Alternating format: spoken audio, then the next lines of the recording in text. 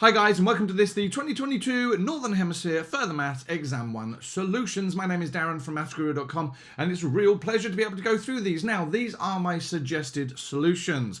Hopefully I haven't made any mistakes. If I have, let me know by leaving a comment below. And if you're not sure about any of the answers, let me know and I'll see what I can do by going through them for you in the comments. If you haven't already done so, head over to mathsguru.com, where totally free to sign up, and there are video lessons and downloadable notes and so much more on there that will help you smash further maths, or general maths as it's going to be called from next year. Now, I'm not going to do loads and loads of calculator stuff here. Hopefully you're here just to get the general idea of how to do it, but where there is complicated stuff, I will of course use the calculator. And sorry, I'm going to use the TI Inspire. Last thing is, can you do me a favor and subscribe on YouTube and follow me on TikTok? The only reason being is that then that lets me know that people are actually watching, because otherwise I'm sitting in a room on my own talking to myself for about 6 people in the country. If you can do me the honor, please, of just subscribing, it just lets me know you've watched the video and that actually it was useful. All right, let's get started. As you can see behind me, we are already on the course section. Now, this video will run through all solutions for all modules, right? So hopefully at the bottom of the screen, I've put what module I'm doing and maybe even what question number as well. So you should be able to fast forward through the video. And apologies for the ads that are going to come up, but God, never going to be rich and certainly never going to be famous. And that's really the only way I can actually get any sort of income. Seems a bit sad, really, doesn't it? But anyway, here we go. Question number 1, data analysis. Data relating to the following 4 variables was recorded in a study of, what was it? Properties of meteor craters. Location, country, diameter, age. The number of these variables that are categorical, right? Categorical cannot be measured. They're not numerical. So in that situation here, what will we have? Location, right? Northern hemisphere, southern hemisphere, that seems categorical, and country as well. So in this situation, I am going to say that C would be my correct answer too. Now, a word of warning. VCAA seem a little bit inconsistent with regards to this across their papers. Sorry, VCAA, but actually you are. And some years they use the year. If they give you year in a table, all right, and I think it's in this exam as well, later on exam 2, please make sure you put it as categorical, unless the context of the question they tell you it's numerical. It's one of those stupid inconsistencies that really doesn't make a huge amount of sense. So, categorical if you've got year, unless they tell you otherwise. Moving on to question number 2, what do we got here? The distribution of crater age in millions of years is displayed below as a histogram and a box plot. All right, so we've got a histogram and we've got a box plot. Now again, make sure you understand what these little circle things here are, right? They are outliers, but they are still data points. It's really important to remember that. And so it's important to note that this one here is still a data item. If you ever ask for the range, that would actually take a number. That would be part of my range. But let's see what the question is. The shape of the distribution of the variable age is best described as negatively skewed, positively skewed, negative skewed with 4 outliers, positively skewed with 4 outliers, and approximately symmetric. Well, it's definitely not approximately symmetric. And hopefully when you look at this question, whenever you're asked for the shape of a distribution, you must make account of the outliers. And so firing up your summary book if you got it, or if you just know this, that distribution there was actually positively skewed with 4 outliers. Now moving on to question number 3, what does it say here? The histogram below shows the distribution of diameter of craters in kilometers plotted on a log 10 scale. Now for me, when I teach my guys this, I say change those numbers, automatically change them. So here I know that 0 is actually 1, 1 is actually 10, 2 is actually 100, right? So in that situation, I always get my guys to change that. Now, when you get the -1, what I realize is that to go this way, I'm actually multiplying by 10. So actually to move this way, I'm going to divide by 10. That's another quick way of remembering it. So this value here is going to be 0.1, 0.01, 0.001, and so it goes on. Now, I haven't even read the question yet, but I know that tends to make life a bit easier. Right, the percentage of craters in this sample with a diameter less than 1 kilometer. Ah, there we go. So we want less than 1 kilometer. I know 1 kilometer. Now know 1 kilometer starts there. And so what do? Well, I'm just going to add up all of those frequencies. We've got 1, 1, 7, 4, and 4. So if I add all those together, what I'm going to get? 1, 2, 9, 13, 17. So if I do 17 out of, how many were there in total? 21, I think. 17 divided by 21. And again, I'm not going to do that on my calculator at the moment because hopefully you can do 17 divided by 21, but then obviously you've got to turn it into a percentage, times that by 100, and that gave me C as my correct answer. Now, the next question actually continued on the median diameter. The median diameter in kilometers of this sample is created. So the median is the one in the middle.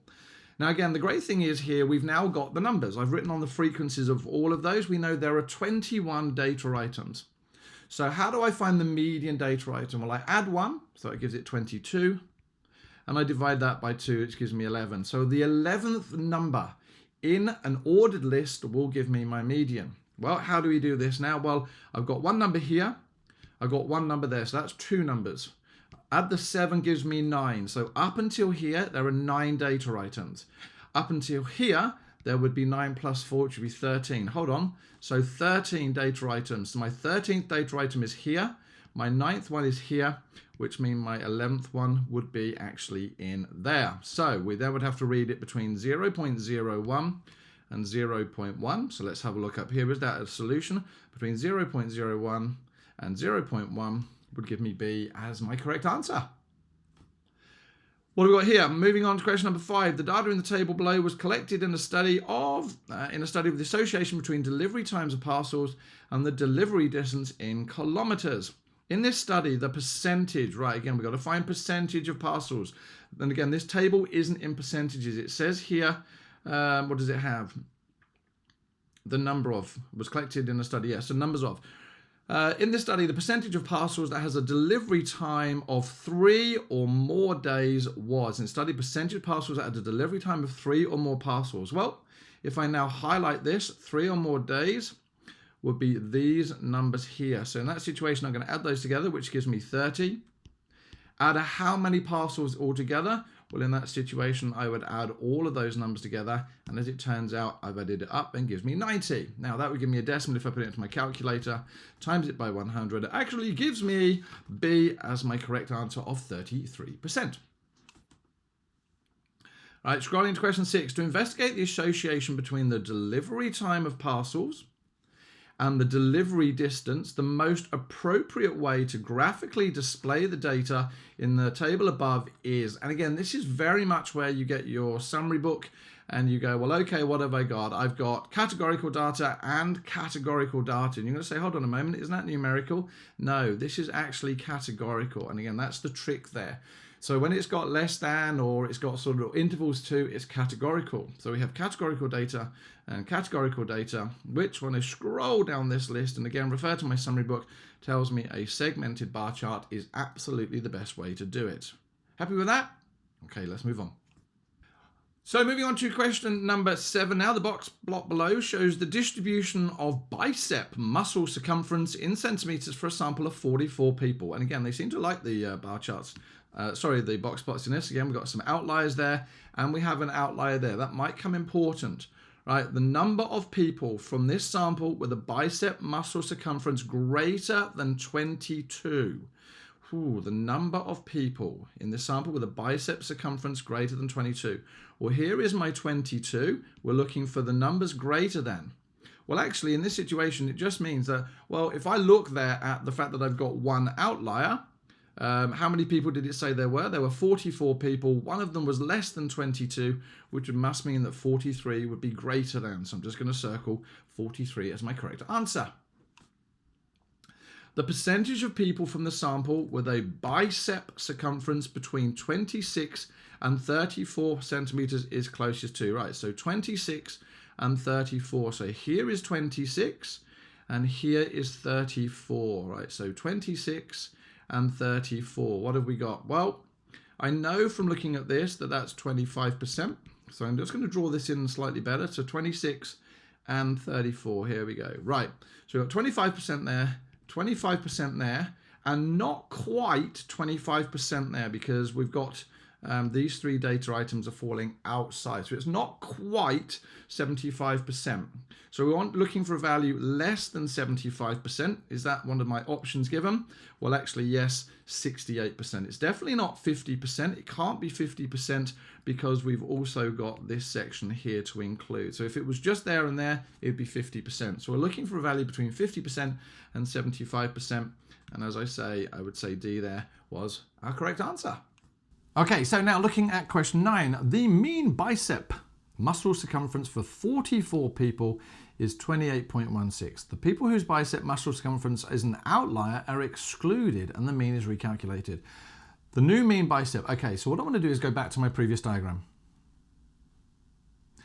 And what I notice is I've got 1, 2, 3, 4 values that are now going to be excluded. Those values are 21, 35, 36, and 38. All right, so I'm gonna now make sure that I write those down. What am I going to exclude? The 21, 35, 36, and 38. Now, to be able to do that, I really need to know what the actual total value of all of these were. And again, if you remember, if I take my total, divide it by number of numbers, that's actually my mean. Well, they give me the mean as 28.16. I know that I got 44 data items. So if I was to take all of those 44 and add them together, then I'm going to end up with 44 times 28.16. Now, when I put that into my calculator, I get something like 1239.04. So that's the sum of all of my data items. What have I got to do now? Well, I've got to take away the 4 data items that we're now excluding. So I'm going to take away 21, take away 35, take away 36, take away 38. That's going to give me my new total. All right, so that's going to give me my new total. To be able to find my mean, I've got to divide it by my new number of terms. What is my new number of terms now? Well, hopefully 40, because I've taken those 4 away. And when I put all of that into my calculator, then I actually get my correct answer as B. Question number 10, a final check of the data revealed that the value for an outlier of 20 was incorrectly recorded as 21. If the value of the outlier is corrected, so if that corrected to 20 centimeters, the only statistic for which the value will change is, right, the median. No. The median will pretty much stay where it is because we're just replacing one number with another. The first quartile, again, no. That data item is still there. It's not going to change. And as I work through all of these, not the interquartile range because that's the middle 50%, it turns out that the only thing that's going to change would actually be my range, which remember is the biggest value minus the smallest value. And because we're taking away that smallest value, that's the one that's going to change. Moving on to question number, what are we on now? Question number 11 and 12. I feel like I'm zipping through this, but hopefully it makes sense. Competitors in a sporting event measured their wrist diameter and elbow diameter in centimeters. Results are shown in the scatter plot below. A least squares line had been fitted. Lovely squares line.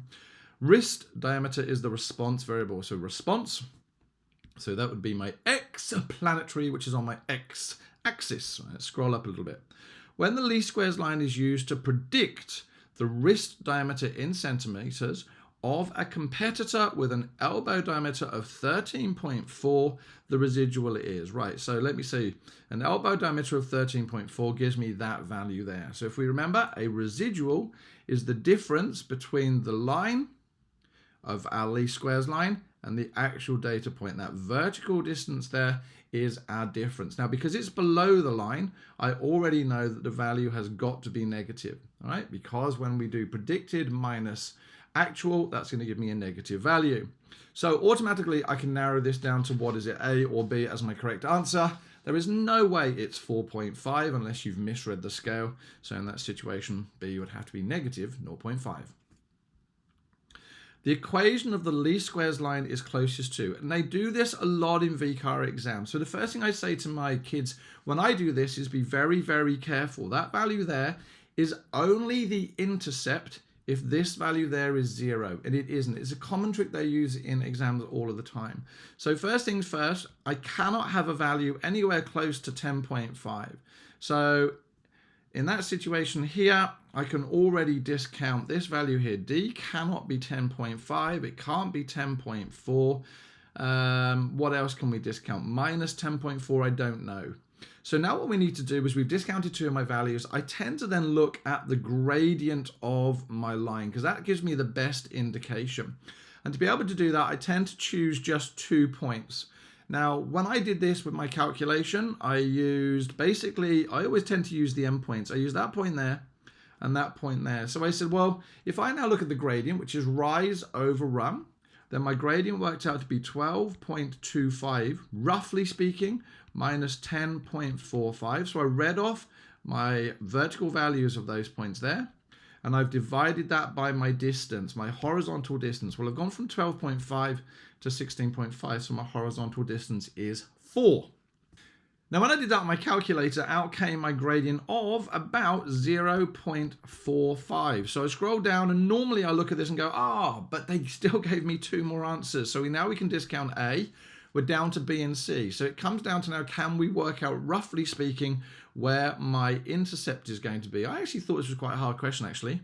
We know for every 1 unit across, we're going to be going down, if I move to that way on your reversing it for the camera, 0.45. So what I'm trying to do is say, well, if I've got 12.5, I'm going to move 12.5 units that way.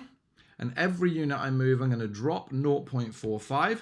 So on my calculator, I did 12.5 times 0.45, which gave me minus 5.625. Now, what that means is that I'm going to drop 5.625 points from whatever that was there. And I reckoned it was about 10.45.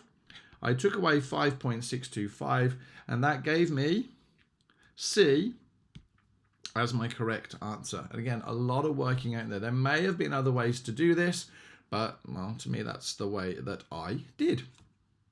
Question number 13. The scatter plot below is non-linear. We can see that because it seems to have some sort of curve. My mind is going circles of transformations. To linearize the scatter plot, it would be best to plot. Now, in that situation there, when you look up the circle of transformations, I found out that for something that was going that shape, we could either have a y squared, we could have a log x, or we can have a 1 on x. And so in that situation, we had to try and find the one that actually worked, or the one that they gave us in the question. Y squared, that didn't give us anything, so there wasn't a y squared on there. Log of x, that wasn't on there. So in fact, the only one was going to be a y against log x, which that situation gave E as my correct answer. The seasonal index for smart television sales in June is 1.25. This means that smart televisions in June are, now 1.25 is effectively a multiplier. And when I multiply that by 100, I get 125%. So that now means that it's 125% higher than my average across the year. So let's have a look and see what happens. 80%, nothing to do with 80%. It's the same as the average monthly sales? No, because that would basically be a multiplier of 1. 20% more than the average monthly sales? No. 25% more? Well, if we take 100% as the average and it's 125%, E must be my correct answer. All right, question number 15. The table below shows the daily sales in dollars of a fast food restaurant for the first week of May 2021.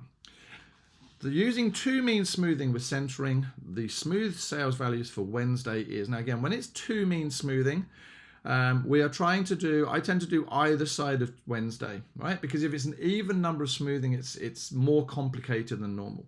So because I want 2 mean smoothing of Wednesday, I'm going to choose those 2 values first, because you've got to use Wednesday. So I'm going to use 1 to the left and do that one first. Then I'm going to 2 mean smooth those values.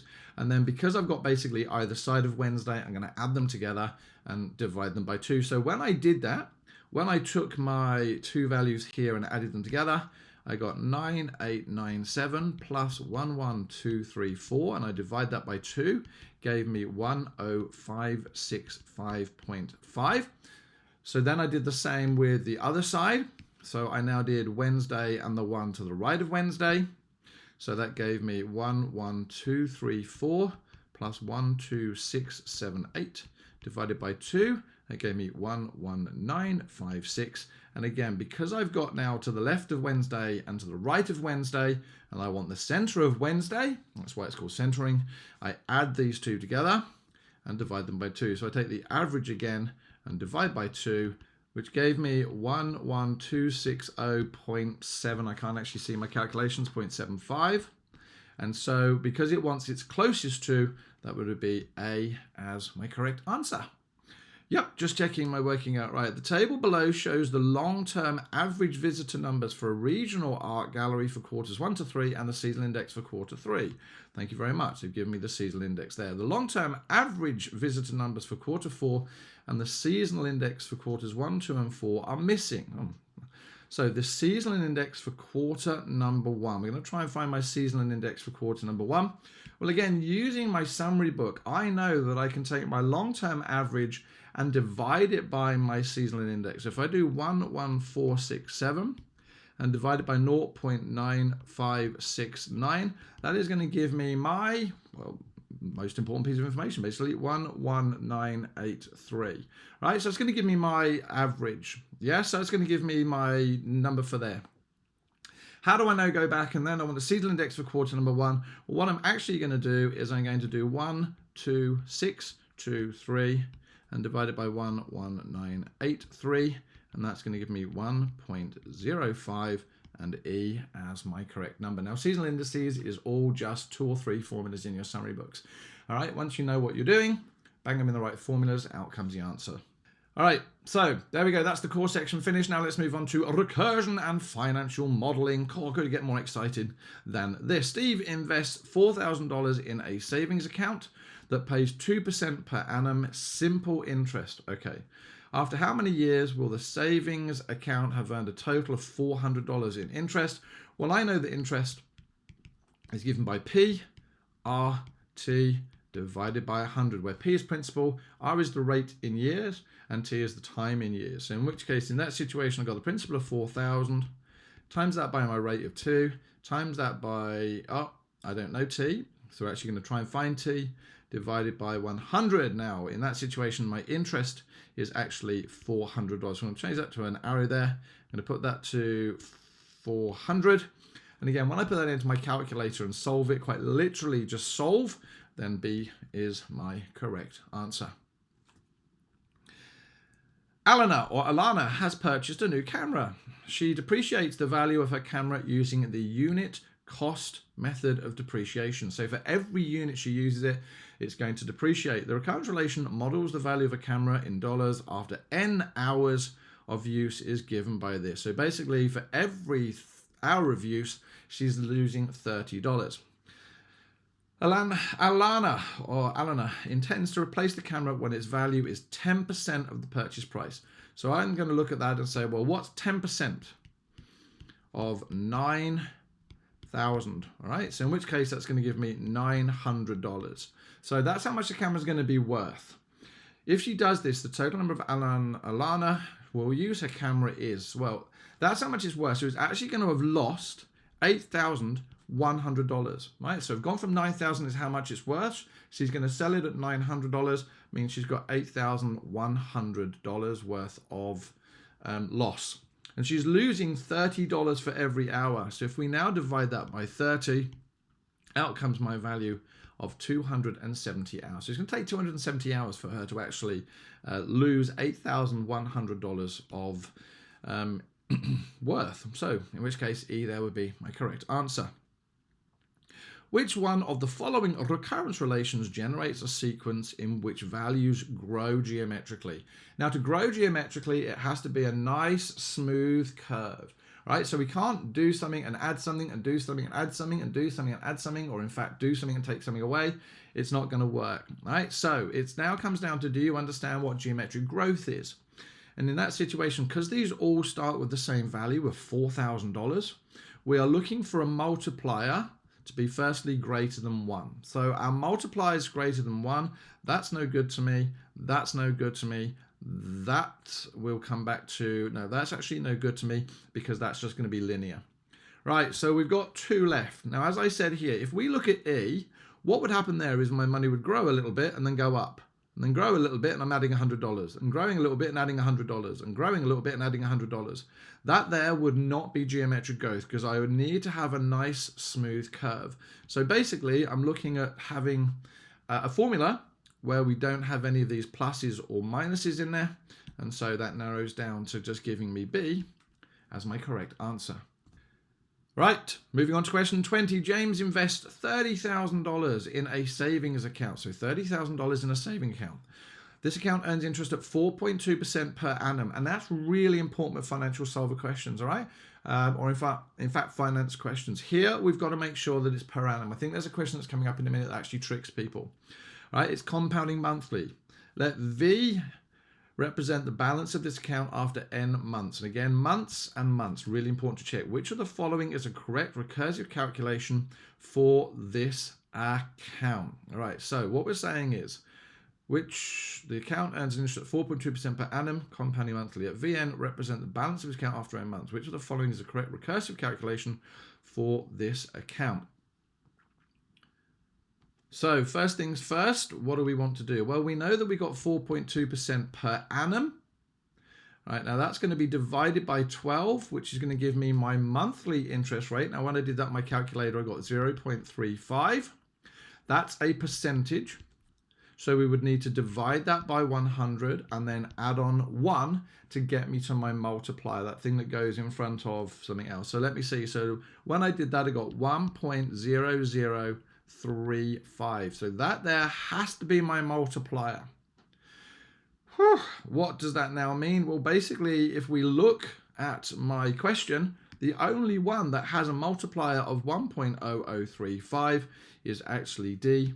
And so in that situation, D was my correct answer. And again, they do this type of thing over and over again. Question 21, again, was really interesting. They've taken an amortization table and they've sort of done it in a very different way than I've seen before. The annual interest rate for Mustafa's reducing the balance loan is 2.4%. Interest is calculated immediately before each payment. 4 lines of the amortization table for Mustafa's loan are shown below. Awesome, thank you. Mustafa makes his first payment on the 1st of January 2021. So we know that that payment there was made on the 1st of January 2021.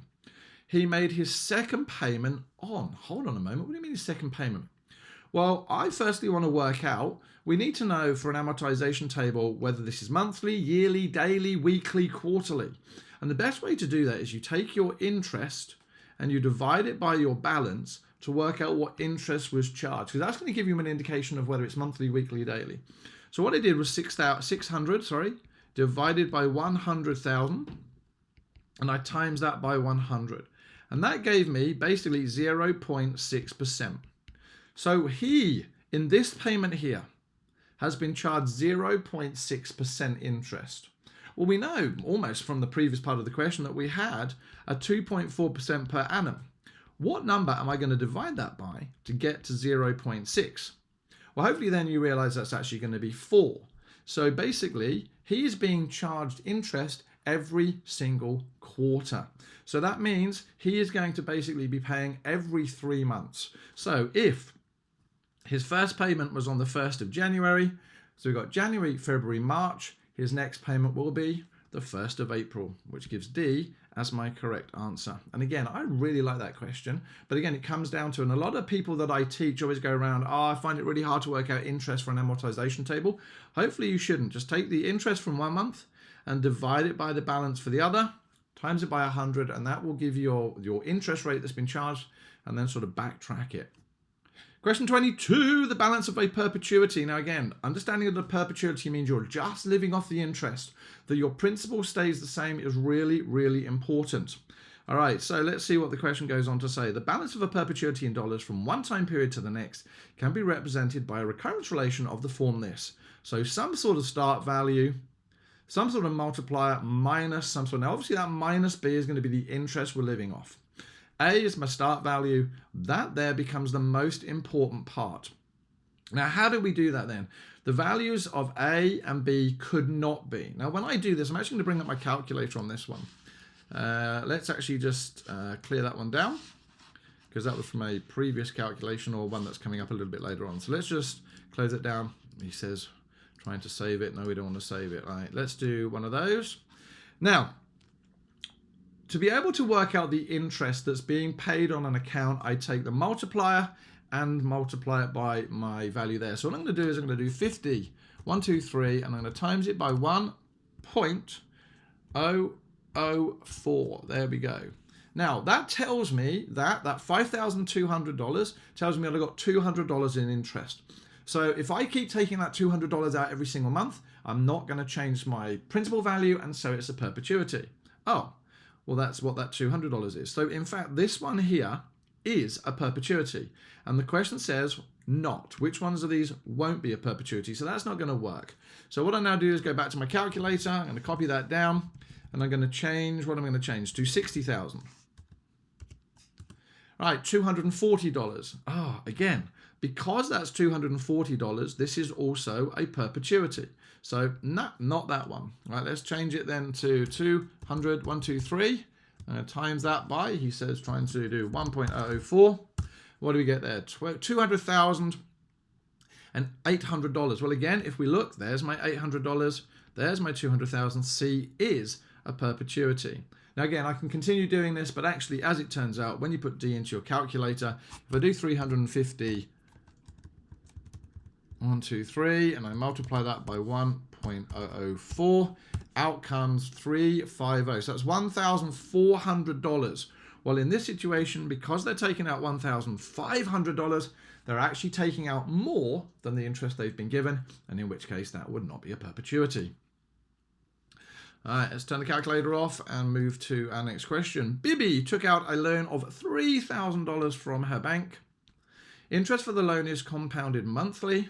In the first year, Bibi makes no repayments. This was a huge trick that messed me up both this year and last year. They're giving me an effective interest rate. Now, generally speaking, in maths, we always deal with nominal interest rates. That's the per annum. So they're actually trying to trick me here by giving me an effective interest rate of 4.18%. The balance of Bibi's loan after 1 year was closest to, well, actually, the first thing that I'm going to do is I'm going to work out my nominal rate of interest. So actually, I'm going to fire up my calculator again, bring it up. Now, if I go menu, finance, interest conversions, generally speaking, you would have used the effective interest rate. That's the one probably you've been used, but you can actually do it backwards. And what you do there is you give your effective interest rate of 4.18, and again, comma 12, because that is monthly. That was my effective interest rate monthly. All right, so when I hit enter, I actually get my nominal interest rate of 4.10199. We can do that. 4.1 probably is going to be the one I use. Now, let's fire up my financial solver. I've got finance, financial solver. Right, Bibi take out a loan of $3,000 from a bank. So $3,000 is positive because they're giving me money and it makes me happy. So it's positive. What have I got next? My payments, she didn't make any payments. We're trying to find the future value. Payments per year were 12. Compounds per year were 12. Well, we can put 12 here, all right, because basically she's going to get 12 payments. My interest rate was 4.1. Let's go down to future value.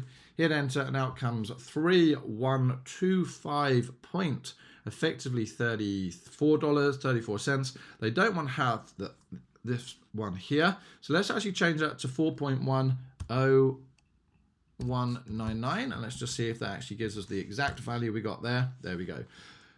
$3,125.40, and so C would be my correct answer for that question. Ugh, I got tricked on that last year as well. Really, really annoyed me. Now, moving on to the last part of this section of the exam, question 24. Yoshito took out a loan of $200,000, which was to be repaid with equally weekly repayments over 20 years. The interest rate for this loan is 3.8% per annum, compounding weekly. Useful to know that it's weekly. Yoshito repays the scheduled loan each week for 10 years. All right, hold on a moment. I'm feeling like a change of condition. After 10 years, she adds $20 to each repayment to allow her to fully repay the loan in a shorter time period. All right, so as a result of this change, the number of weeks required to repay the loan will be reduced by. So we're looking for the number of weeks that it's going to take her to reduce. Well, this is a standard financial solver for the moment. So let's do finance, finance solver, N. So I'm going to work out firstly what a repayment is. They haven't told me what her repayment is because that's going to change in the next part. So we know that it was 20 years at 52 weeks a year. Not going to do that in my head. Calculator can do it. I is 3.8. My principal value, well, she's taken out a loan. They're giving money. Makes me happy. 200,000. Payment, I don't know. Future value, I don't know. and payments per year becomes 52. So when I hit enter, out comes my payments. That means she's paying $274.62 per month. Okay, cool. Now that's to clear out the loan, and it's going to take her 1,040 weeks. If we scroll up, let's just check 1,040 weeks to clear the loan, but she's not. After 10 years, she's changing. So I want to see how much she owes after 10 years. So 10 times 52. Let's work out what her future value is. So at the end of those 10 years, she still owes $118,767 and let's say 93 cents. That's how much she owes. Now, because it's a change of conditions, it's almost like she takes out a new loan. So what I tend to do now is I'm going to copy this down because my future value, when I have a change of conditions, becomes my principal value. And it is very, very important here that you take off that minus sign, because again, it's like I've gone back in now, cleared my loan, and now I'm borrowing 118, or she's borrowing that much money.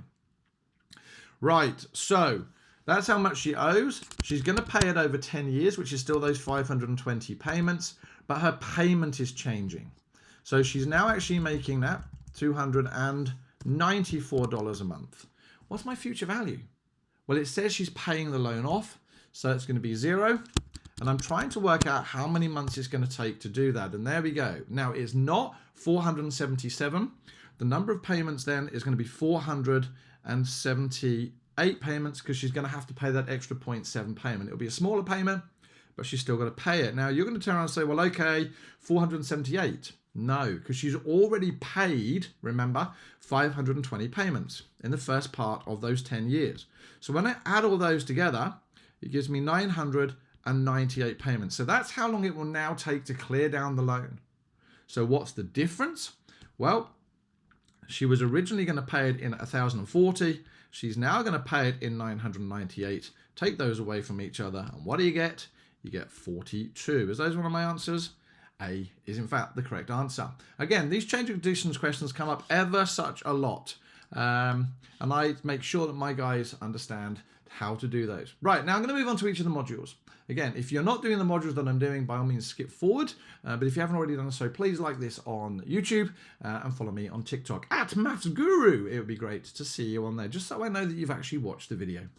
All right, so let's start with our matrices module first, going through them in order. Consider the following matrix, or matrices, M and N. Calculating the matrix product, Mn will produce a matrix that what? Well, actually, in this situation, the minute I saw this one here, I know that that's a column of ones, which means if it's a column of ones, it is a row summing matrix. So actually, it's going to sum all the rows of whatever matrix it's given, and in its situation, that is going to be M. So it sums the rows of matrix M. Question 1 is A. Question 2, if H is that, and the matrix product GH is that, then the order of matrix G is. Now again, if I know that I've got GH is giving me this one here, well, I tend to do what I call an order calculation, or just write it out. So we know that for this matrix here, we've ended up with a 3 by 5. Now, hint to all of you out there, don't put brackets around these. I found out from the exam board last year that they are now going to start giving no marks to anybody who puts brackets around these. So, all right, annoying, but whatever. What have we got here? We know H is a 4 by 5. So that's a 4 by 5. And we know that whatever matrix G has got to basically give me. So we know that this first number times that last number actually gives me that one there. So we know that this number has got to be a 3. So that's got to be a 3 by, and to be able to multiply them, what do we know about the two middle numbers? They've also got to be the same. So that there would have to be a 4. So that would have to be a 3 by 4, which gave B as my correct answer. Let's look at question number 3. The 3 most popular teas served in a cafe are Assam, Chinese, and Darjeeling. No to all of those. English breakfast, leave it there. Irish breakfast if you're feeling a bit funky. Regular patrons each buy 1 pot of tea per day and choose the type of tea that they will buy the next day according to the transition diagram below. Which of the following matrices correctly represents this transition diagram? Now, I actually don't have a lot of screen real estate, but when I did this, what I tend to do is look at A first. So A a row and a column would have to have 0.73 in it. So I've got a 0.73 there, 0.73 there, 0.73 there. Oh, that's no good. So automatically I'm going to cross that one off. Let's scroll up and I'm going to cross that one off as well. So they basically can't be because it just doesn't work that way. So again, I just worked my way around and I said, well, C. So the C column and the C row also has to have 0.68 in it. So the C column and C row is 0.68, 0.68, 0.68. Shucks, they're all the same. So let's look at D. Should have 0.8. So 0.8, 0.8, 0.8. So that's no good there. Right, let's look at something else. Well, then what I did was I looked at all the matrices and said, well, where are the differences? Well, I noticed that there is a 0.9, a 0.09. There is a 0.11. So D to A. So if I now look at D to A, where have we got? So going from D to A is actually 11%, which would have to give me 0.11, and in which case this one here has got 0.09, that's got 0.99, and so that can't be right, that can't be right, so B has to be my correct answer. Question number 4. Haley will interview one international fashion model every day of the week from Monday to Friday. The models are Johanna, Leanne, Philippe and Regan. Right, goodness gracious me. On Monday, Haley will interview Regan. So I'm going to write down Regan first. Haley uses the permutation matrix below to model the interview on each of their right. The order in which Haley will interview the remaining models for right. Okay, so in this situation here, what I'm going to do is today we're doing Regan. So I'm now going to read my value straight down, and wherever I've got a 1 tells me who they're doing tomorrow. So because I've got a 1 in the L column, that means Regan will then be followed by L. And again, I just do that. So I've got L today. So now I'm on my new today. There's my L today. There's my 1, which is N. So there's N. What have I got next? So N, I've got J, because there's my J. Oh, he says trying to write in highlighter or in whatever that is. So J, I'm going to go down, is going to give me P. And then P, I'm going to go down and they're going to give me R. Right, so let me see what if I can actually, which ones are these answers? So I'm looking for L, so it can't be that. And then N, and then J. So for question number 4, C would be my correct answer. Now they start to ramp up the complexity a little bit. We've got question number 5. The set of simultaneous equations above does not have a unique solution. So for it not to have a unique solution, we know that the determinant cannot be, it has to be 0. So we're looking for a determinant. If it doesn't have a unique solution, the determinant is equal to 0. Now what that means is that this value here, multiplied by that value there, minus that value there, times by that value there, would have to be equal to 0 for it not to have a solution.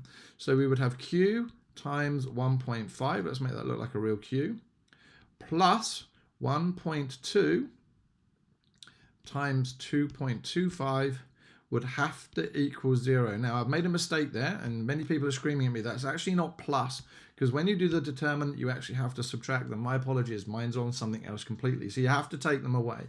So the determinant is that times that minus that times that. So there we go.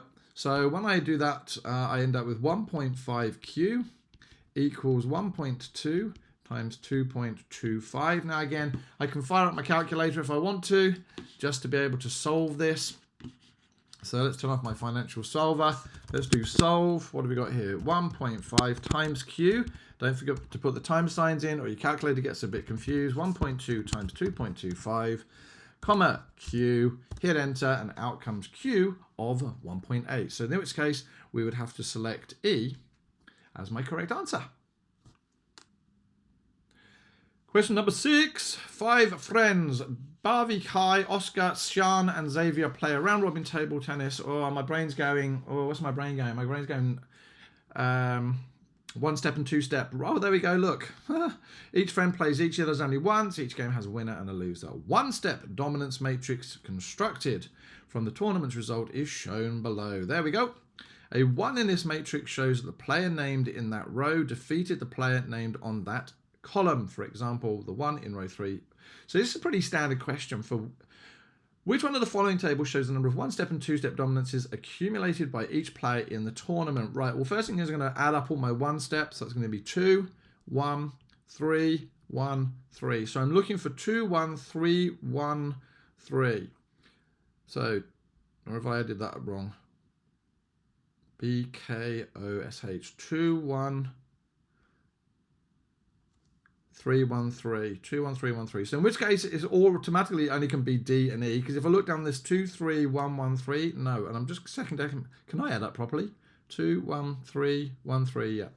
So 2, 3, it can't be A, 2, 1, 3, nope, can't be B, 2, 1, 3, 1, nope, can't be C. So we're already down to D. How am I going to work it out now? Well, sadly, I have to put that into my calculator. Now, for those of you using the TI Inspire, well, this is just a little trick from me. He says trying to bring it up on his own screen. Now, what I tend to do is I always tend to just do a 2 by 2 because it just frustrates me. Now, how do I get more on that? Because I want a 5 by 5. I actually hit this little enter key down here. So there's a 5 by 5, 5 by 2, and if I just keep hitting shift and enter, shift and enter, and shift and enter, there we go, it gives me my 5 by 5. Now you're going to turn around and say, well, that's ridiculous, it makes life much easier to do it the other way. Okay, 0, 1, 0, 1, 0, 0, 0, 0, 0, 1, 1, 1, 0, 1, 0, 0, 1, 0, 0, 0, 1, 0, 1, 1, and 0. So what I'm going to do is then square that, and that should give me that value there, and then I'm just going to add all of those along the way. So what I've got 2, 3, 4, 1, and 3, 4, 5, 6. 2, 3, 4, 1, 6. 2, 3, 4, 1, 5.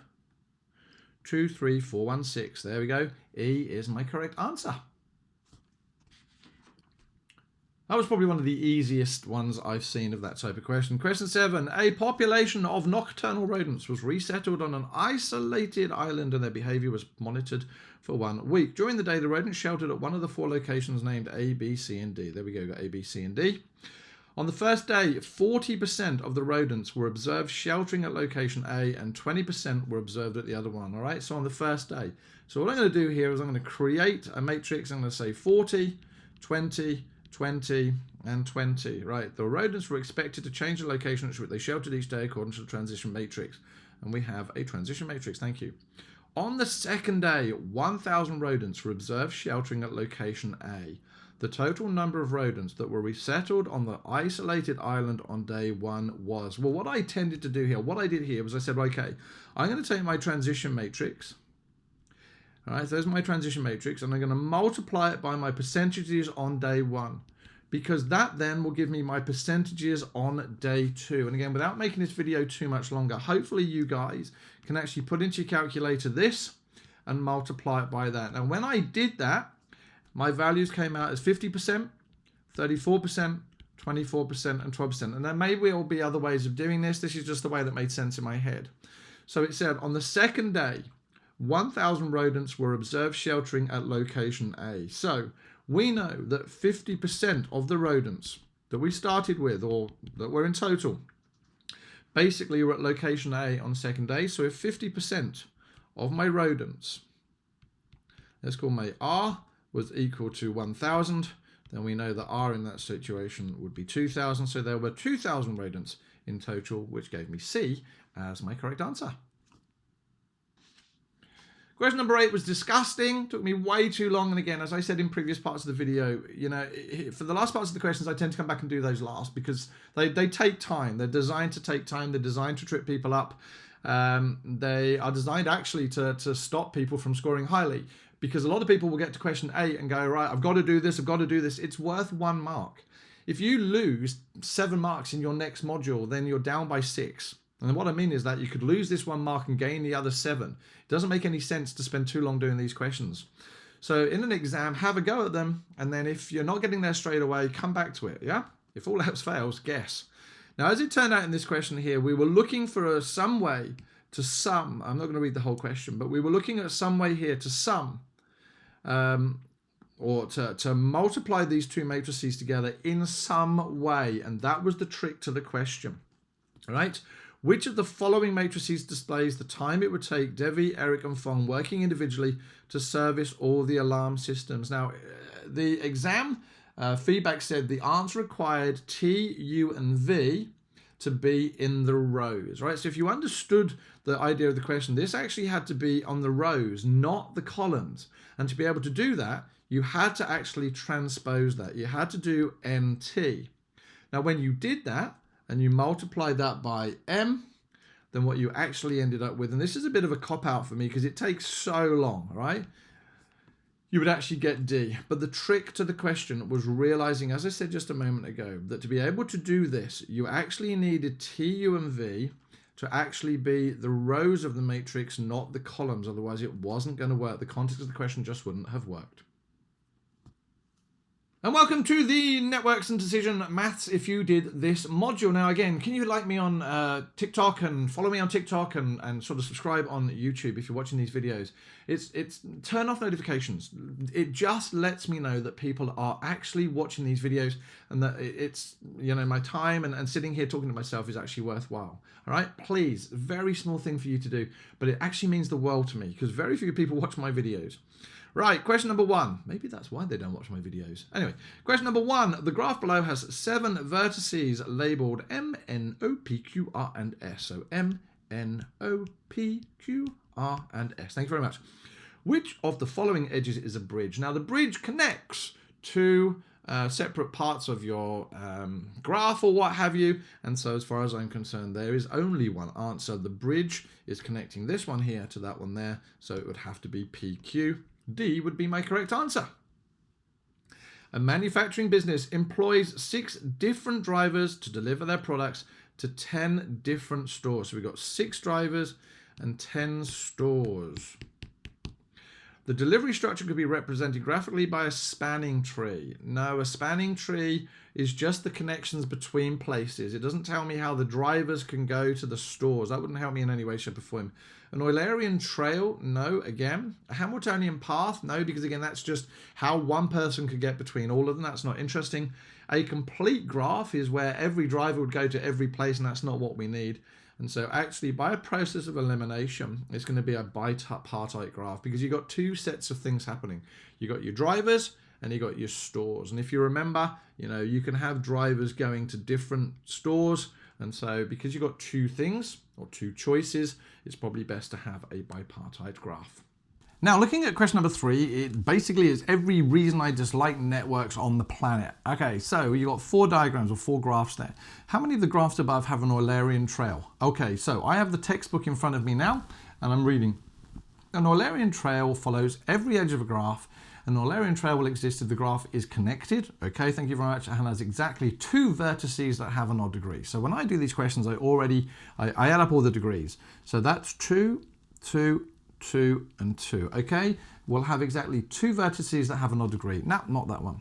So that's 3, 2, 3, 2, and 2. Well, they've got 2 odd degrees. There is a tick. I've got 1, 3, 2, and 2. They've got 2 odd degrees. There is a tick. I've got 3, 1, 2, 3, 3, 3, 2, and 3. Okay, well, it's definitely not that one.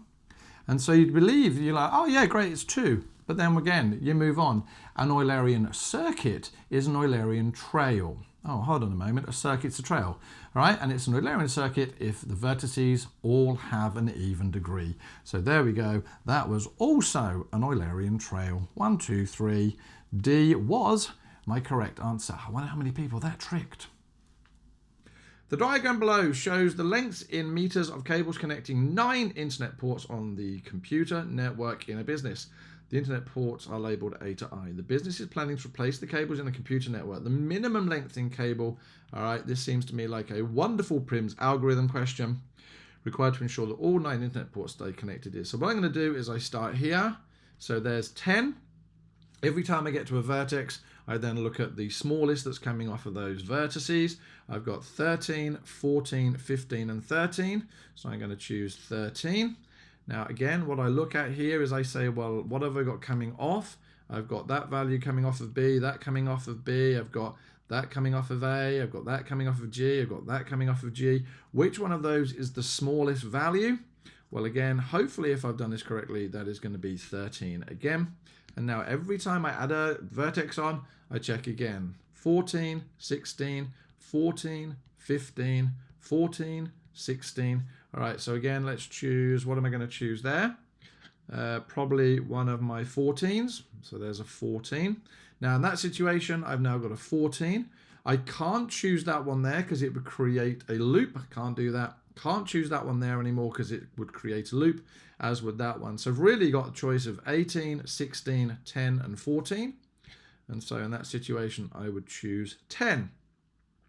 And if I keep going around this, then from what I can see next, I think that 12 is actually my next shortest. So 12 is going to be there.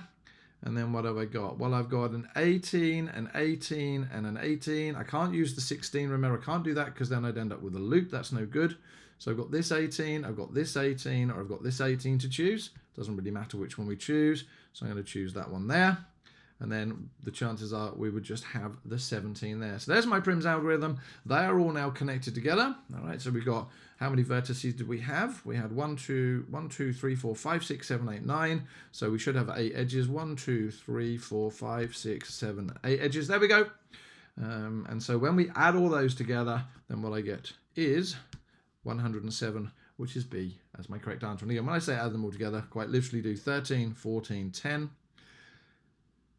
10, 13, 12, 18, and 17, and you get 107.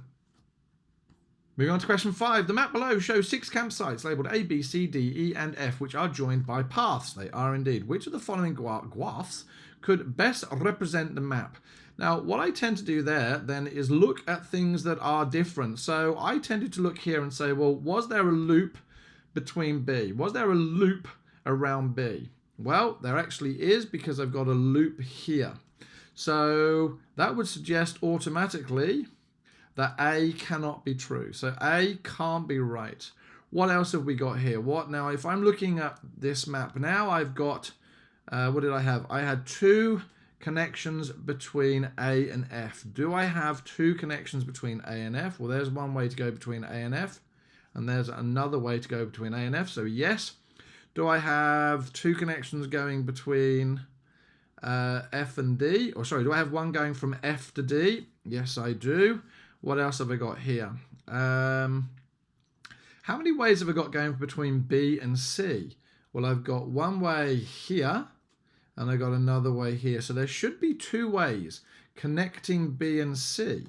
Well, in which case that now means that that can't be true, and that can't be true. There we go, we're getting there. So now let's look at the difference between these 2 diagrams.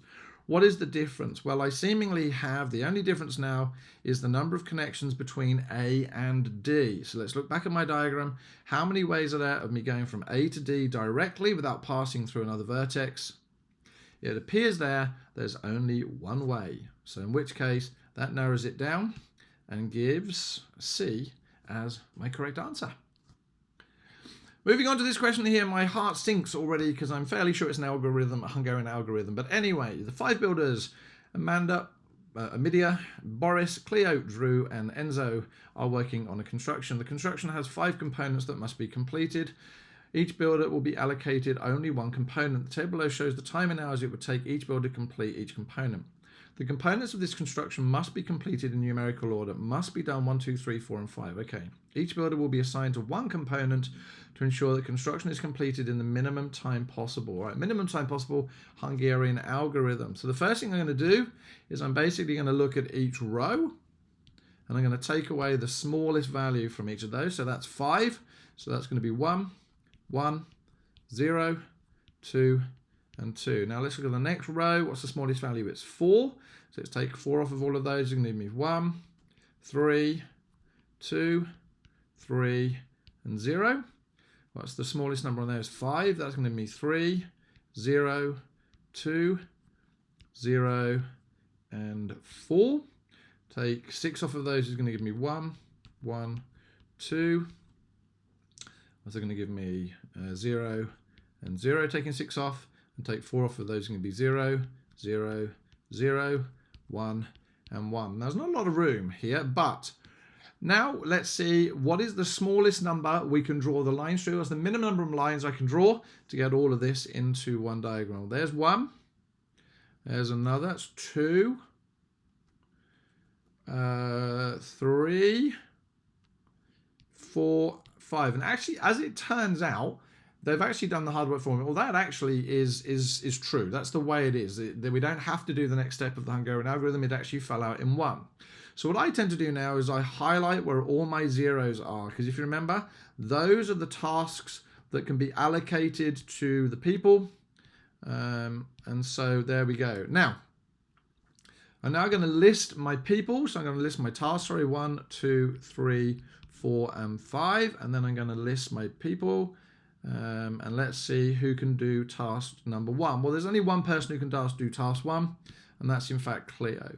So task number 1 is going to have to be Cleo. So she's gone. Bye-bye, Cleo. Task number 2 can only be done by Enzo. Task number 3, we got a choice.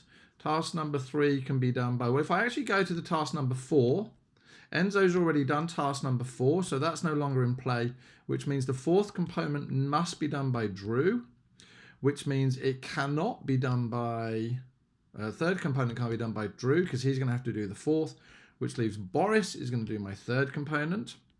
Oh, he says right in 3. Let's try Boris, which leaves A at the bottom. So having done that, now let's answer the question. Which of the following statements is not true? Amanda will complete her allocated component before Boris. Well, is A higher than B? No.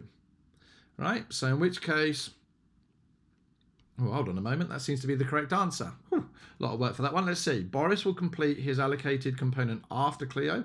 Boris will complete his after Cleo. Cleo will complete her allocated component before Drew. Cleo will do it before Drew. Drew will complete his allocated after Enzo. Drew will do it after Enzo. And Enzo will complete his allocated component before Amidia. Enzo will do it before Amidia. And there we go. A is our correct answer. A lot of work, yo, for that particular question.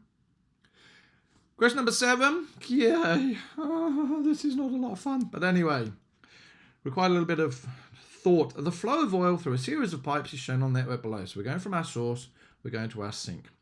The number on the edges show the capacity of each pipe in litres per minute. 3 edges have the capacity of W, X, and Y litres per minute. The maximum flow through this directed network is 35 litres per minute. The maximum flow can be achieved when? Now, this question again was ridiculous. When we actually do a cut, if we do a cut through here, what we actually find is that when we do 8, 14, and 13 and add them together, that actually gives me a cut of 35. So that there is actually my maximum flow or my minimum cut. So that now means that wherever we cut elsewhere has either got to be 35 or more. It's got to be higher than 35 or more. So the way I then worked through this question was, well, let's look at what this cut would be here. If I look at that cut there, I'll actually draw it in highlighter. If I draw that cut there, then what we know, we've got 10 plus 8 plus X plus 12. So all I've done here is add together the capacitors of each of those cuts. And what we now know is that has to be greater than or equal to 35. All right, because we've just said we've got 35 here. We've got 35 as my minimum cut here. So that any cut through here has to be 35 or more. When I add all those numbers together, what do I get? I get 30. So we get X plus 30 is greater than or equal to 35. So my value of X has to be greater than 5, all right? Or greater than or equal to 5. Well, if we now look at my values of X here, we've got 2 or 3 of them that are 4. So automatically I'm going to cross those off. It can't be those. And I'm actually going to repeat the process again, but just with a different cut. So what I'm now going to do is I'm going to do this cut here, and I'm going to do the same idea. So I've got 8 plus W plus X plus Y plus 6 has also got to be greater than or equal to 35. I'm going to scroll up a bit for some screen real estate. Now, looking at the two that I've got left, looking at my two answers I've got left, I've got X here as both as 6. So I'm actually going to delete that X, and I'm going to put 6 here. So when we do 8 plus 6 plus 6, what do we get? I get 20. So we know that W plus Y plus 20 has got to be greater than or equal to 35, or W plus Y has got to be greater than or equal to 15. So now I'm going to look at my values of W plus Y. So we've got 8 plus 6 or 10 plus 6. Well, 8 plus 6 is going to give me 14. 10 plus 6 is going to give me 16. I need W and Y to be greater than or equal to 15, so in which case C would have to be my correct answer. Now, I'm certain there must be other ways of doing that question, but I'm going to leave that one there. A project requires 11 activities A to K. The immediate predecessor of each activity is shown in the table below. All right, when a directed network for this project is drawn, the number of dummy activities required is, so we're having to look for the number of dummy activities. This question took many hours. And again, last part of the question, okay, leave it and come back to it if you need to. But what we notice here is that A, B, and C all must come off my start point. So there's my A, B, and I'm going to do C down here. So there's A, B, and C. So I've got my A, B, and C done. D has to come off of A. So I'm going to just extend that a little bit here, and I'm going to do D is going to come off of A. E must follow B and F, right? So I'm going to actually extend B a little bit here. I'm going to do E to there, and then I'm going to have, well, F actually later on is an immediate predecessor of C. So I'm actually going to do F is an immediate predecessor of C. So I'm going to do that one there, as is G, an immediate predecessor of C. So I'm actually going to write my F up here, and I'm then going to write G over here. Now, in that situation, because, what did we say? E has to start when B and F are finished. I'm actually going to draw a dummy network here. So first things first, there is a dummy. So that's dummy number 1. So there's my E. G is an immediate predecessor of C. H can only start when D and E have finished. Right, so I'm actually going to draw H on D. So there is my H. And H can only start when D and E has finished. Well, I'm going to leave E hanging for the moment. I can only start when F has finished. So, but J can only start when E, G, and I have finished. So basically, my I connects there.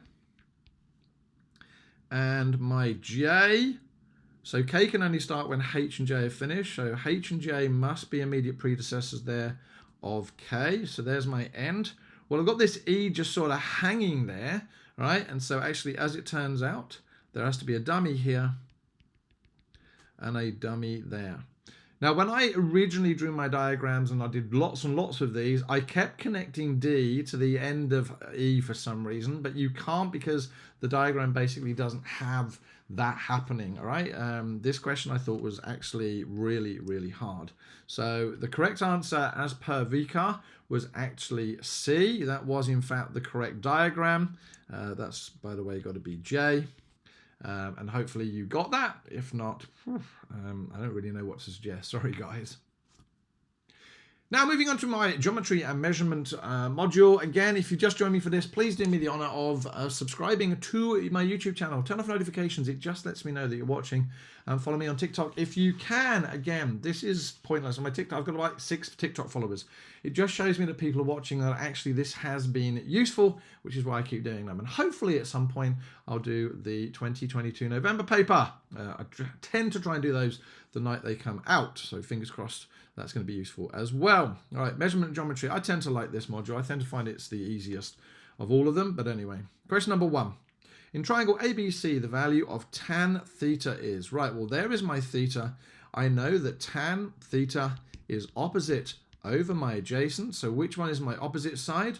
Well, that's my opposite, and that is my adjacent. So in which case, my opposite side would be 4, my adjacent side would be 3, and so C would be my correct answer. Null Island is a fictional location on Earth's surface at a latitude of 0 degrees north and longitude 0 degrees east. Okay, so there we go. So I do east, north, west, he says, and south. Which one of the following locations is closest to Null Island? Well, Null Island is there at 0, 0. So Le Havre is 45 north. So that's going to be here. So that's Le Havre. Lydia would be 42 degrees north, so lower down, and 1 degree east, which would put it here. So let's call that LL. London would be 54 degrees north, 0 degrees west, so that London would be here. Tamale that can't be right. 9 degrees north, 1 degree west would be here. And Valencia would be 39 degrees north and 0 degrees west. As far as I'm concerned, there is only one answer, and that would be Tamal, or Tamale would have to be the closest to Null Island. So D would be my correct answer. All right, here we go. Question number 3. Slightly tricky, this question. The diagram below shows 3 locations P, Q, and R. The bearing of P from Q. So if it's from Q, I would be looking at this bearing here. Okay, so let's actually draw that on. I'm going to highlight this one here, and I'm going to mark on this whole angle there. Right, let's see what we've got. The bearing of P from Q is going to be, well, actually, if I could find this angle here, I would know that this angle that I've highlighted plus this angle here would be 360 degrees. I can find this angle here because I've got co-interior angles. So this angle here would be 180 degrees minus x.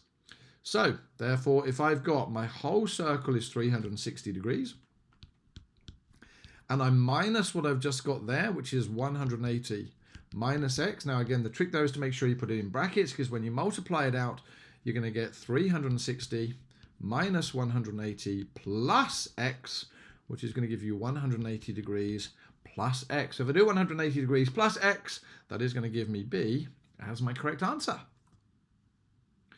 The town of Rotorua in New Zealand has a latitude of 38 degrees south and longitude 176 degrees east. Assume the radius of the Earth is 6,400 kilometers. The shortest distance along the surface of the Earth. Recently got somebody leave a comment on my YouTube channel about the fact that they stopped watching my video when I started talking about shortest distance along the Earth because yada, yada, yada. All right, well, I'm sorry to have lost somebody, but let's continue. The shortest Earth. So what I'm now going to do is I know the radius. I'm just going to do that is 6,400. All right, so that's from 0. So that is if I had a latitude of 0. I've got a latitude of 38 degrees south, so actually I now know that that angle there is 38 degrees south.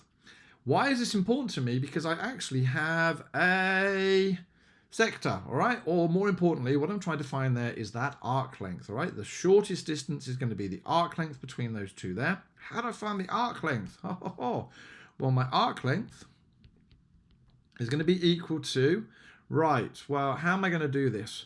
Well, I know I've got 38 degrees, so I've got 38 out of 360 degrees. So that's the proportion of my whole circle around times by my circumference, which is 2 times pi times 6,400. And again, when I put that into my calculator, out comes 5808 or 5,808, which gives me B as my correct answer. A cylindrical wooden barrel has a diameter of 78 centimeters. The barrel is made from 49 planks of wood. Okay, so we've got 49 of these little sections going all the way around. Hold on a moment, all the way around. That is a circumference. The barrel is made of 49 planks of wood. Each plank is the same size and n centimeters wide. So we've got n centimeters wide as shown in the diagram. So what I really want to do is I've just been given the circumference, right? All of these go around the circumference. We know the circumference is either 2 times pi times radius or pi times diameter. And the reason I'm going to use that one is they've given me the diameter of 78. So I can now work out the circumference of that is going to be pi times 78. Pi times 78. Now, how is that going to help me? Well, let's fire up my calculator. He says, having a strange pause for a moment.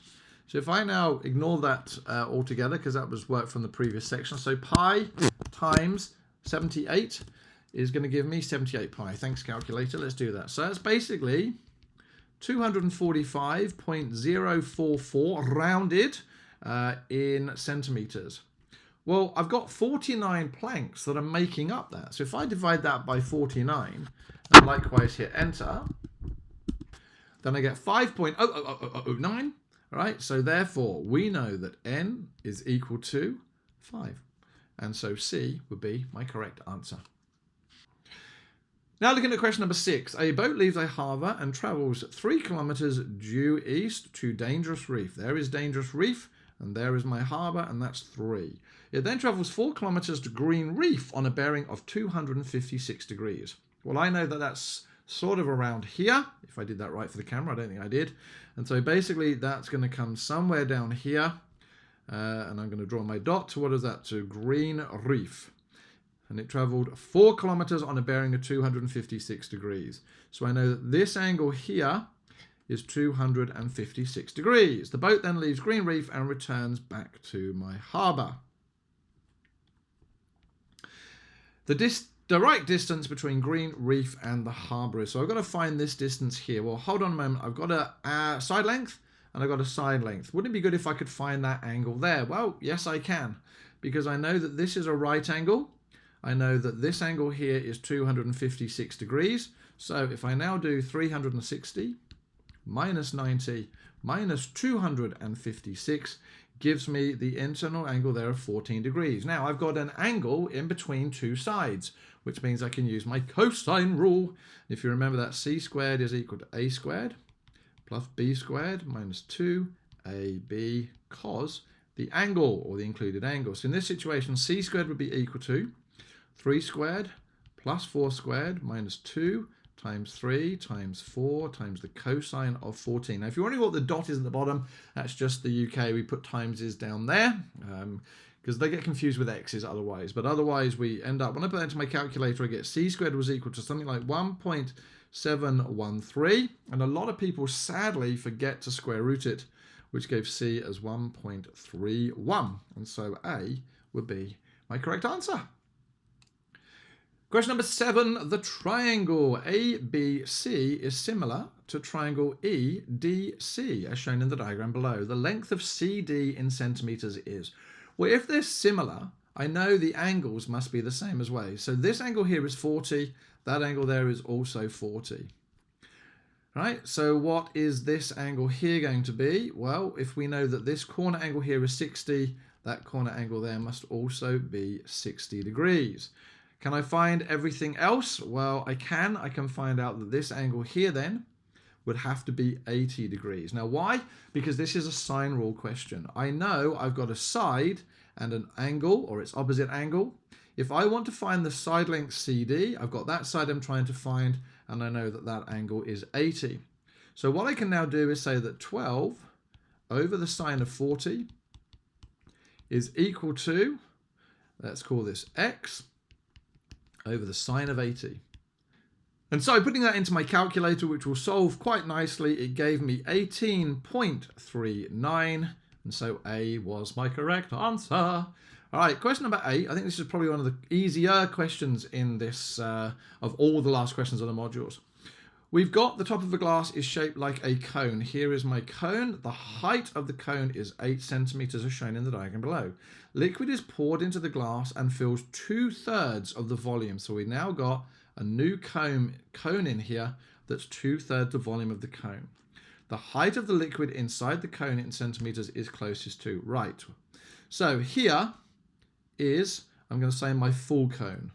That's 8, and I'm going to call that with a volume of 1. My smaller cone has got a height of h, right? I'm just going to call it height of h, and that has 2/3 the volume of 1. So that's my V2 is equal to V1. All right. Now we also know that actually, because of the theory that we have in our books, that the volumes are actually multipliers. So we know that volume 2, all right, so that's the volume of this one here, is going to be some k cubed times V1. All right, so it can be some k cubed times V1. Why? Because this here is our linear scale factor. Now, where do we get our linear scale factor from? Well, we take the height of the second one, divide it by the height of the first one. So that now becomes h on 8 cubed times V1. But I know that volume 2 is 2/3 of volume 1. So I'm now going to say that that becomes 2/3 V1 equals that. Now, in that situation, what can I do? My V1s will effectively cancel to give me that we would have 2/3 equals h on 8 cubed. Will my calculator solve this for me? I should hope so. So bringing up my calculator, let's put this in here. So I'm going to do solve, if you will, 2/3 is equal to brackets h on 8 cubed. We'll do comma h, which gives me that, because my calculator is once again in the stupidest mode, and I will change it one time, gives me h of about 7. And there we go, which will give me D as my correct answer. Now moving on to the last module of this, and again, if you've just joined me for this one, please subscribe to my YouTube channel. Turn off notifications if you want to, but it just lets me know that you've watched, and follow me on TikTok. Again, it's just letting me know that this is useful. If it is useful, please don't ask for anything else. And if you haven't already, go over to mathsguru.com. There's downloadable notes and all sorts of stuff that might help you as well. But enough of that, let's go on to graphs and relations.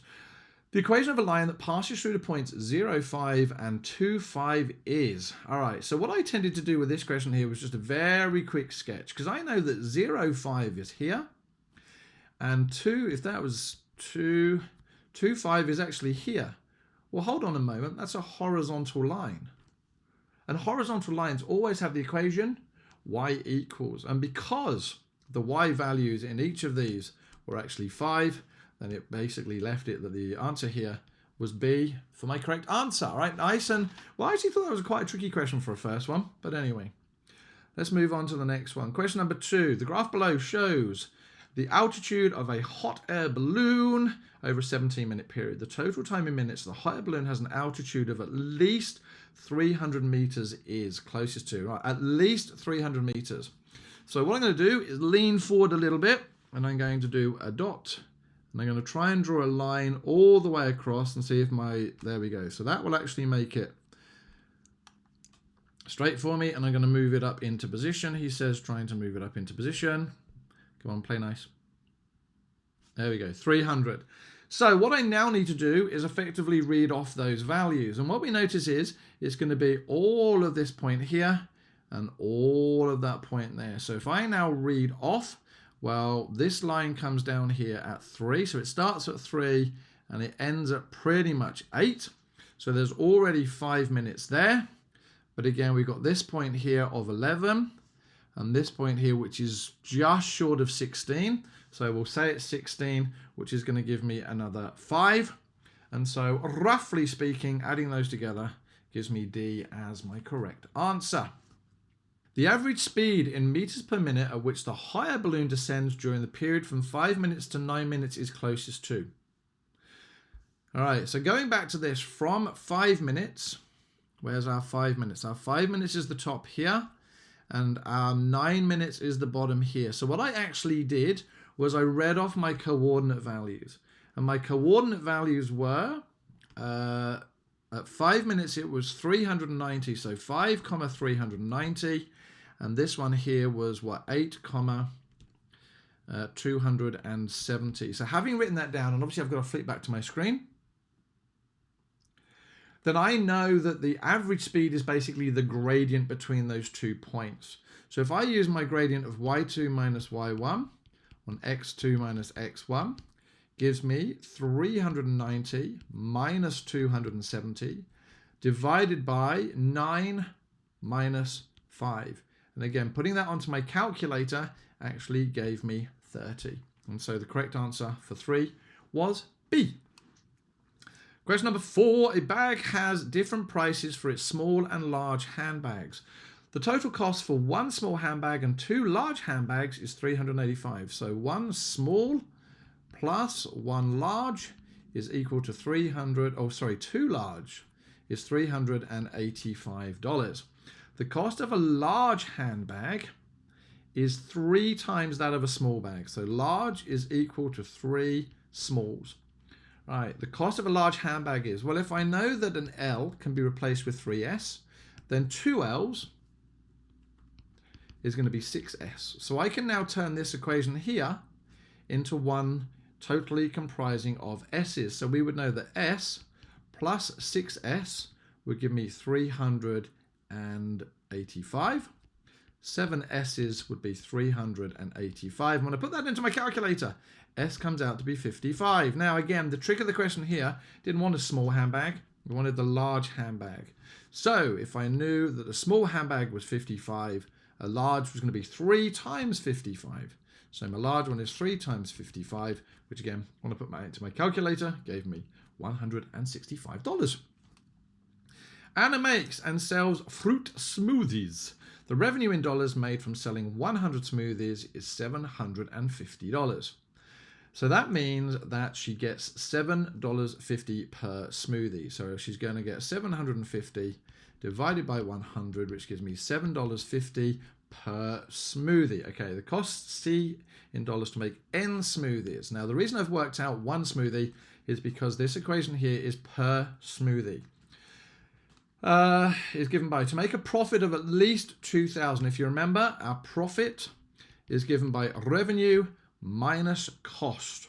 Now we want our profit to be at least 2,000. So $2,000 has got to be greater than or equal to our revenue, which was 7.5N, because we're going to get $7.50 per smoothie, minus my cost of 800 plus 3N.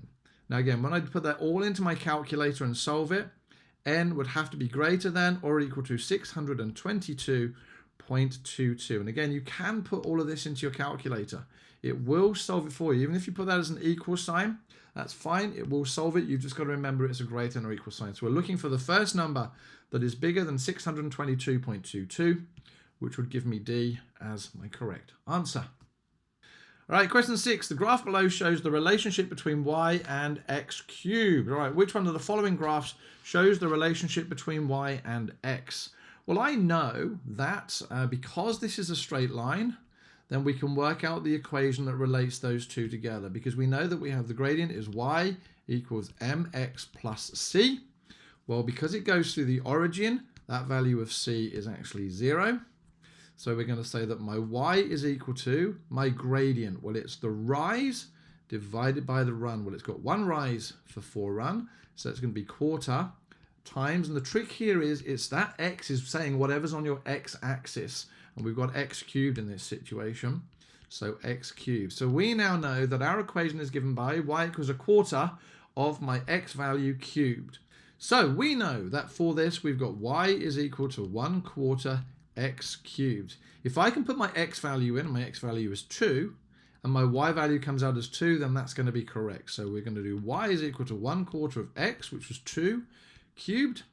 So y is equal to 1/4 of 8, which just happens to be 2. So for this question here, A was my correct answer. Let's just check let's just check another one. We already know that this can't be true, because when I put 2 into my equation, I get 2 out. But let's just see what happens with 4 and 1. So y is equal to 1/4 of 1 cubed. Well, 1 cubed is 1, so y would equal 1/4, so it can't be that. And again, you can go through this for each of those particular questions. Moving on to question number 7. The constraints of a linear programming problem are represented by the following sets of equations. The feasible region for this problem is shaded in the diagram below. The objective function of this problem is given by this. The minimum value of the objective function will occur at. Well, the first thing I know to do is I take my objective function and I put it into y equals. That gives me the gradient of my objective function. So z equals 2.4x plus 3.6y. I'm going to subtract 2.4x from both sides. So I get z is equal to minus 2.4x. Try that one again. So I get 3.6y is equal to minus 2.4x plus z. And then I'm going to divide both sides by 2.4. So I get minus 2.4x on 3.6. I don't know if I just said divide by 3.6. I think my head is going all over the place at the moment. Now, the point of this is that there is the gradient of my objective function. And when I put that onto my calculator, I get a gradient. So I get my gradient is equal to minus 2/3. Now, what that means is it's going to slope down. And for every 2 across, it's going to go 3. For every 2 up, it's going to go 3 across. So what I tend to do is I do an equation. So I tend to go from 2. I do 2 across and 3 up. Now I can draw this on my calculator. I think that's giving me a curve for some strange reason. Let's just delete that. Let's try that one again. So to go from 2 to 3, can you give me a straight line? Thank you very much. Now what I'm actually going to do is extend this out, because it will allow me to do that on my technology, because what I'm effectively now going to do is my sliding line or my sliding rule or whatever it's called. So I'm now going to drag that up until it gets level with what? And as it turns out, what do you notice? Pretty much it goes all the way along that line PR. So that would tell me that my minimum value of my objective function will occur at any point along the line segment PR. Ooh, technology, supposed to make my life a lot easier. Not in that situation. Question number 8. Here we go. Last question of this one here. Initially, so the graph below shows the volume in water in litres in a tank over a period of time in minutes. Initially, the volume of the water tank increases at a rate of 4 litres per minute for 11 minutes. That's basically telling me the gradient of that line there. So I know the gradient of that line is 4, which means the volume of my water there will be 44 litres. So that's 44 litres. That's nice and important for me. What am I going to do there? So I'm just going to write my gradient there of 4. The volume did not change for the next 19 minutes. Awesome. It then increases at a rate of 8 litres per minute for some period of time. So I'm going to write that as T. Finally, the volume of water in the tank decreases at a rate of 12 litres per minute until the tank was empty. The whole process took 42 minutes. The maximum volume of water in litres in the tank during the time in minutes was... Right, so the way I did this was I said, well, I know the gradient of that line is 8. So I know the gradient of that line was equal to 8, and I know the gradient is given by rise over run. So I don't know what my rise is. I'm just going to call that y. So if I look at my rise, it's going to be my y value minus my 44. So I said y minus 44. Divided by the time it takes. But again, I don't know my time it takes. It became t minus 30. So that was basically one equation. And how many unknowns do I have? I have 2 unknowns. So what I therefore said was, right, well, okay, I need to go back and now look at my other line. So this one here, what do I know? Did I know the gradient of that line? Well, yes, because it says it decreases at 12 litres per minute. So I therefore know that the gradient of that line was equal to minus 12. So I had minus 12 is equal to rise, which is y. Now the reason it's y in this situation is because it's the whole height. So that's y divided by my run, which is 42 minus t. Now having got both of those equations there, what I actually did was I put them in my calculator and effectively just solved them, right? And when I did that, it gave me a t value of 35. So I knew that this there was 35 minutes. So having known that that was 7 minutes, I then said, well, hold on a moment, it was decreasing, or it's losing 12 litres per minute. So when I multiplied that by 12, I ended up with 84 litres, which gave me A as my correct answer. And there we go. That is the end of paper 1. Thank you very much for watching. Like, subscribe, follow me on TikTok. Hopefully I'll see you in the paper 2 solutions. If not, take care. Please stay safe and be well.